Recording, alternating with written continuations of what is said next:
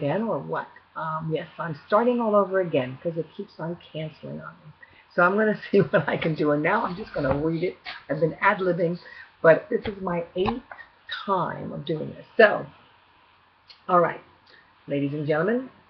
All right, our author starts off the textbook directing us to see how much fear has been stoked by the media and pointing us to how often fear has been stated as communists. And it says that the communists are always taking over and warning us of the imminent revolt of the working people. If these people, that's you and me, if these people are allowed to have any say in their work life, and if they gather together and organize. Over and over again throughout this text, you will read about the red baiting. And I hope you begin to challenge that statement, for it often is linked to solidarity, not only as a union concept, but as a humanistic concept that we are all working for wages, and united we have a chance of claiming some of the rewards of our labor.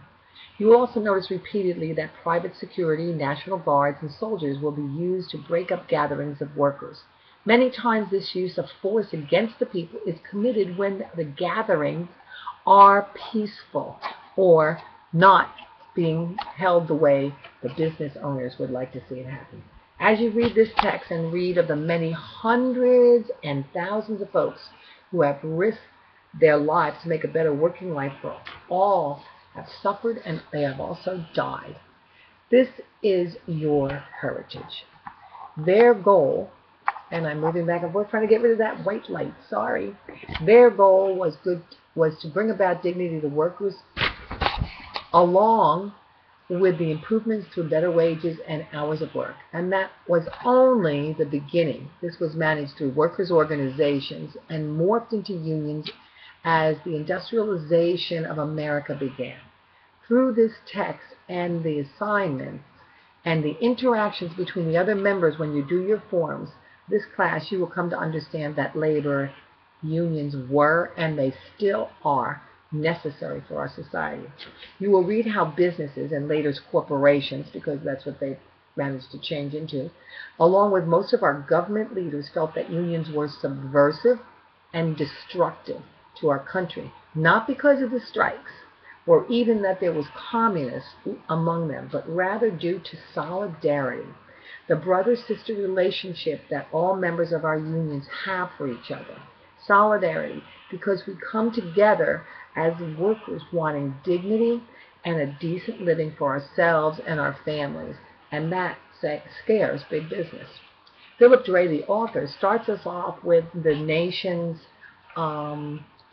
the nation's earliest industrial city, Lowell, Massachusetts. It's important to note that originally this was seen by many as a great idea, bringing young girls in from the farms and from the farmlands to work in the cotton mills. This was Benjamin Franklin thought that was fabulous. I think Alexander Hamilton did too. If this was a women's studies class, you would be reading about how their earnings were being sent home to their brothers, their fathers, and their uncles. But we're not going there. We're in labor studies right now. But we are in the labor studies class, so you will stick to why there was good idea went bad. What did Benjamin Franklin and many other government officials believe about the Lowell type of industry when it was first begun? Read the schedule of these workers' hours, the duties, and the religious overtones from the boss. Then read about how they, the women, often as young as 10 or 12 years old, made changes but only after much suffering. Did these women, girls who at first felt grateful to be off the farm, making some money, getting some new clothes, becoming citified, did they begin to feel like members of the working class? Who were their leaders? What was the Lowell fever? How much did the labor movement owe to these first workers? How much do we? How soon in this country did we start the division between native-born, quote unquote, and immigrants? We always leave out the Native Americans, but native-born and immigrants. How did that play out? You will see this over and over again whenever a new wave of people comes to America. Everything old is new again. You can read that in the in the Buy American slogans that started in the 1760s, and the back to the land communities that were popular in the Northeast at the same time. And we had that in the 70s, and the 60s, 70s, and the 80s in the United States. Understanding the mills and how the workers began to see their lives change, their health change, and their freedom. This radicalization of the workforce, and started with these young women, due to the very nature of the work, is the beginning of the labor movement, and that's why it's important to know it. Here also is the inception of how companies felt about their control of workers, how they wanted to control the facilities, and even governments, as recently demonstrated in the Boeing plant in Washington and the union concessions made there. This was just last month. So Boeing just says, well, we don't want to give you any more raises, even though we're making a lot of money and our profits are up.